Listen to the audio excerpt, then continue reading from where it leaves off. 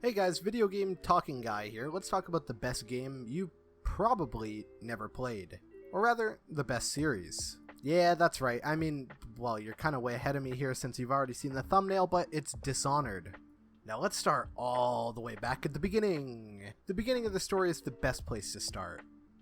I tried to play Dishonored on my Xbox 360 a long time ago. I thought it was too hard. I couldn't beat it. Straight up.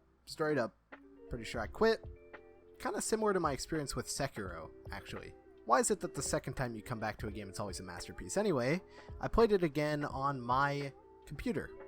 Probably about 2 years ago now. I played through the entirety of Dishonored 1, all of its DLCs, the entirety of Dishonored 2, as both characters, and then I played Death of the Outsider. I believe this to be the perfect trilogy. The games improve on each other every time. The world, the art direction, the gameplay, everything is extremely interesting, probably except for the story. But a story isn't really necessary here. In fact, those of you who know me know that I've always shepherded a story should kind of take the backseat in a game, and so long as the gameplay is extremely good and the level design is great, you don't even need to have a story. While Dishonored's story is very simple, quite frankly, you've been dishonored. Holy fucking shit, that's the title of the game. But basically you've been framed for a murder, and now you've got to re-honor yourself. Let's put it that way. It's your choice. You can either do this through killing a fuck ton of people, which is maybe not the best idea if you're trying to clear your name for killing, or you can, sneak your way through, knock people out, do what needs to be done quietly. It's a stealth game at its core, but you really don't have to play it that way. In 1 and 2, you get a different ending. You get the evil ending if you kill above a certain threshold of people, and you get the good ending if you sneak your way through, knock people out. I think both low chaos and high chaos playthroughs are extremely fun. High chaos is the more fun one in Dishonored 2 though, mainly because Emily's abilities are built for it and extremely fucking busted. But yes, you can play through this game twice to get different endings, and both playstyles make it feel like an entirely different game. Dishonored 2 adds on to this by having 2 different playable characters, both of whom you can get these 2 endings on, despite the fact that they each have an extremely different set of abilities.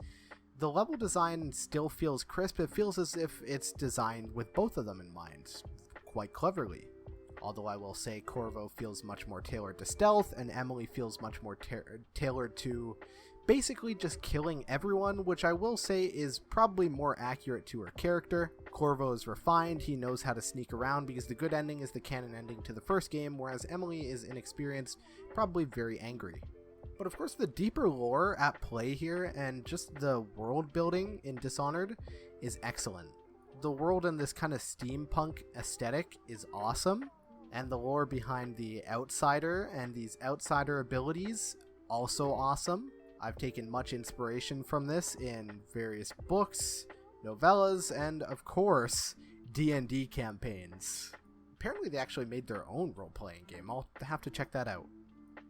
And now I'll talk about Death of the Outsider, which is different in the way that now you got a completely different main character, and in this one, how many people you kill doesn't matter, which was largely one of the biggest complaints for the previous games. So that's right, in this one you can just fucking murder your way through all the way to the finish, but it'll be pretty hard to do that because of some tough enemies you'll encounter. And the items they introduce in that one are really cool. That little wrist-mounted gun, awesome. The Outsider abilities are always fun. New abilities you unlock always kind of add on to the previous ones. They unlock completely new ways to play the game, clever ways to make your way through the levels. Really, it's just the peak of game design, to be honest. I really don't believe clever game design gets any better than what you see in Dishonored's levels. They're linear, but they're also extremely open. There are so many different ways to solve these problems, so many ways to get through, and there is so much clever movement tech at work, and when you get really good at this game, it's so satisfying. Just ghost running the whole level, that or absolutely fucking obliterating everyone, just going in guns blazing and just fighting your way through, also fun, also valid. Dishonored is probably in my top 3 game series of all time. I think right now, games that I would for sure put in my top 5, you know, I would include the whole Dishonored series. I would say Hollow Knight, also Sekiro.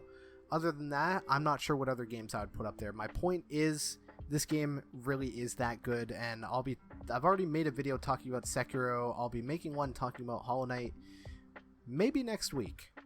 But I don't want to keep this too long, because if all my videos end up being 10 minutes, you guys are going to start thinking that I'm doing it just so I can put the mid-roll ads, and that's really not the case. I promise, I promise. Anyway, I hope you enjoyed the video. If you did, make sure to hit that subscribe button, drop a like, comment down below, all of that good stuff. I love you all, and I'll see you next time. Ciao.